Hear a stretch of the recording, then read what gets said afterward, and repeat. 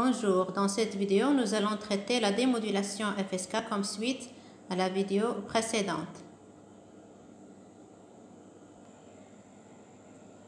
Nous avions réalisé le modulateur FSK avec deux fréquences 1 kHz et 2 kHz et le signal informatif de fréquence de 150 Hz, c'est un signal TTL. Nous avions obtenu les signaux suivants. Donc ça, c'est le signal informatif de fréquence de 150 Hz et d'amplitude de 0 comprise entre 0,5 volts. Et celui-là, bien sûr, c'est le signal de FSK qu'on compte démoduler dans cette manipulation. Au niveau de la carte de démodulation, nous allons utiliser la PLL. Donc le schéma de principe de la PLL est le suivant. Donc elle contient trois composantes principales: le comparateur de phase ou de fréquence, le filtre passe-bas et le VCO.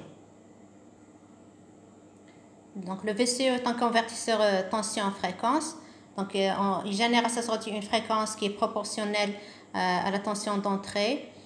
Donc il existe deux types, soit à pente positive ou bien à pente négative, c'est-à-dire lorsque U augmente, la fréquence augmente, et inversement. Pour le comparateur de phase, donc il y a comparaison soit de phase ou de fréquence. Lorsqu'il s'agit de deux signaux analogiques, le comparateur de phase est un multiplieur.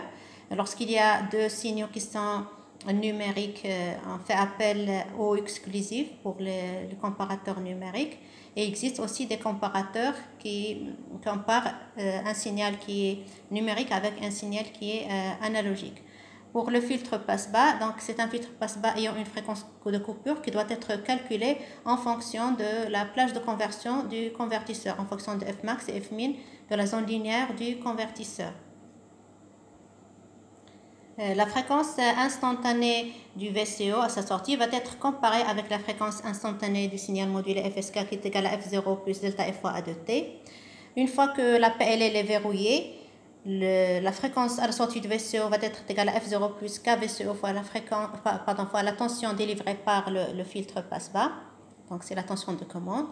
À l'équilibre, on va obtenir une égalité entre les deux fréquences instantanées à l'entrée du comparateur. À ce moment-là, on peut retirer le signal informatif A de T qui est égal à KVCO sur delta F fois la tension délivrée par le filtre passe-bas. C'est-à-dire on va récupérer le signal informatif à la sortie du filtre passe-bas. On va donc ici identifier les différentes composantes de notre PLL. Donc ça, c'est le comparateur de phase. Ça, c'est le filtre passe-bas. Ça, c'est le VCO. Donc ici, à la sortie du comparateur, on récupère donc une tension qui est proportionnelle à la différence de phase ou de fréquence entre le signal du VCO et le signal d'entrée, les deux FSK. Donc à la sortie du filtre, là, on récupère la valeur moyenne en enlevant les différentes harmoniques, en gardant que la fréquence basse en fonction de la fréquence de coupure du filtre. Puis on injecte cette tension-là à l'entrée du VCO et on récupère un signal qui va être l'image d'un signal qui est modulé en fréquence, puisque là on aura un signal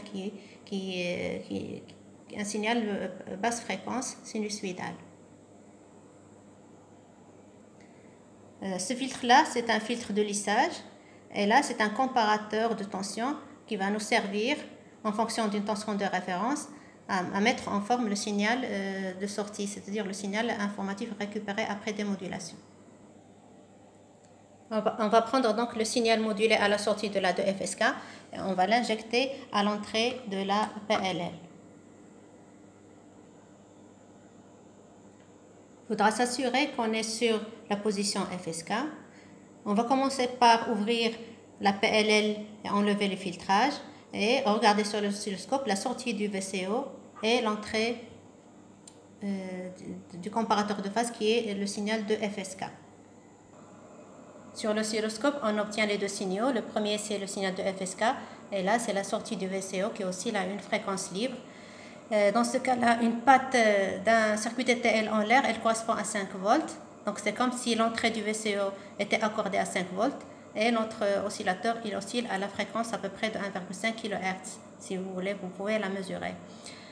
Lorsque on met un signal de 0 volts à l'entrée, c'est-à-dire on accorde l'entrée du VCO à la masse, on va trouver une fréquence qui est de l'ordre de 2,5 kHz, c'est-à-dire que notre VCO est à pente négative, c'est-à-dire lorsque la tension augmente, la fréquence, elle diminue. Nous allons maintenant fermer la boucle sans le filtrage et on va mesurer le signal à la sortie. D'accord, on va le mesurer à la sortie. On va regarder sur l'oscilloscope. Qu'est-ce qu'on va obtenir? Donc, on obtient là un signal. Je vais donc agir sur la base de temps pour étaler le signal. Et je vais appuyer sur Run Stop pour fixer également le signal. Vous remarquez là qu'on obtient des impulsions dont la largeur elle est proportionnelle à la différence de phase entre le signal de FSK et le signal à la sortie du VCO. Donc ces deux signaux-là, ils attaquent l'entrée du comparateur. Donc à la sortie du comparateur, on obtient ce signal-là avec des impulsions, dont la largeur des impulsions elle est proportionnelle à la différence de phase entre les deux signaux à son entrée.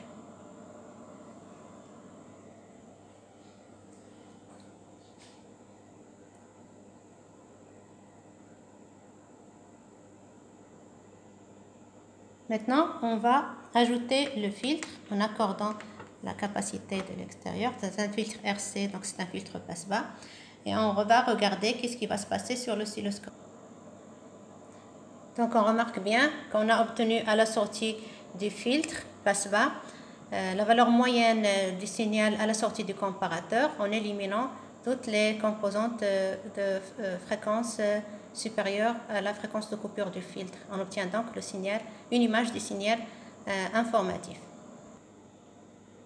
Nous allons maintenant lisser et mettre en forme notre signal informatif qui est récupéré à la sortie du filtre RC.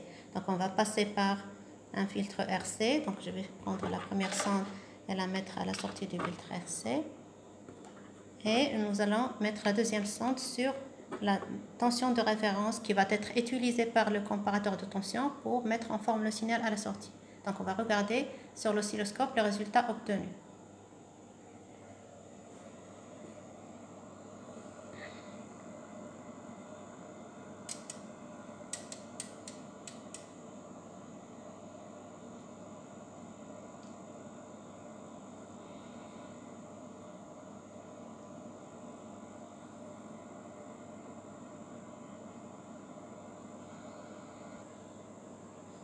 Il faut faire attention lorsqu'on appuie sur le bouton Auto Set, c'est-à-dire il reprend les paramètres initiaux de mesure. Il faudra donc régler nos paramètres par rapport à ce qu'on mesure. Donc sur le canal 1, on mesure le signal filtré. Donc on va mettre un couplage DC. Pour le canal 1, on mesure une tension continue. Donc on va mettre un couplage également DC. On va agir donc sur le calibre de la voix pour apparaître notre tension de référence.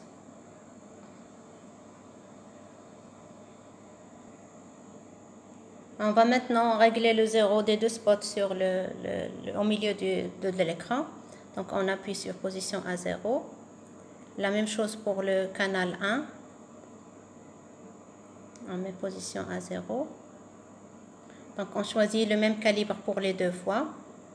5 volts, 5 volts. Donc là vous remarquez que nous avons une tension de référence, le trait en bleu, la courbe en bleu, qui est une tension constante à peu près, on a 1 carré,3 multiplié par 5 volts, ça va donner à peu près 6,5 volts. Et nous avons le signal qui est filtré et lissé, et il présente aussi une composante continue. Donc nous allons comparer ces deux signaux pour pouvoir régénérer à la sortie du comparateur de tension un signal qui est de la forme TTL, un signal carré. Donc je vais appuyer sur Run Stop pour stabiliser et fixer le signal. Donc là, lorsque la tension à l'entrée du comparateur est supérieure à la tension de référence, on doit obtenir un signal plus VCC. Et lorsque la tension elle est inférieure à la tension de référence, on doit obtenir un signal 0 volt. Donc je vais lancer la mesure. et je vais passer sur la sortie. Donc je vais afficher la sortie en fonction du signal de référence. Donc là, j'obtiens le signal suivant. Donc c'est ça notre signal informatif récupéré après démodulation. Donc c'est un signal TTL. On va essayer de le comparer par rapport au signal de la carte d'entrée, le signal 250 Hz. Donc on va mettre la sonde sur ce signal-là. On va visualiser en même temps les deux signaux. Donc en jaune, nous avons le signal qui est originaire, donc le signal informatif à l'origine, et en bleu, nous avons le signal qui est récupéré à la sortie de l'APL après lissage et mise en forme. Donc on peut appuyer sur le bouton mesure pour comparer les deux signaux. Donc là, sur cette colonne-là, on obtient la comparaison des deux signaux par rapport à la tension crête à crête. Donc pour le signal TTL informatif d'origine, c'est 5 volts à peu près et 4,6 pour le signal récupéré. Le rapport cyclique, il est largement inférieur par rapport au rapport cyclique du signal initial. Également, on peut voir la période et la valeur moyenne. Et donc ce décalage-là, il peut être dû, entre autres, à la position de la tension de référence par rapport à la valeur moyenne du signal lissé. Et le décalage dans le temps, il provient, entre autres, au retard qui est causé par les différents circuits. Donc lorsqu'on passe d'un circuit à l'autre, donc il y a le temps de calcul et donc ça régénère un retard. Donc sur ce, je vous laisse faire votre manip et interpréter vos résultats.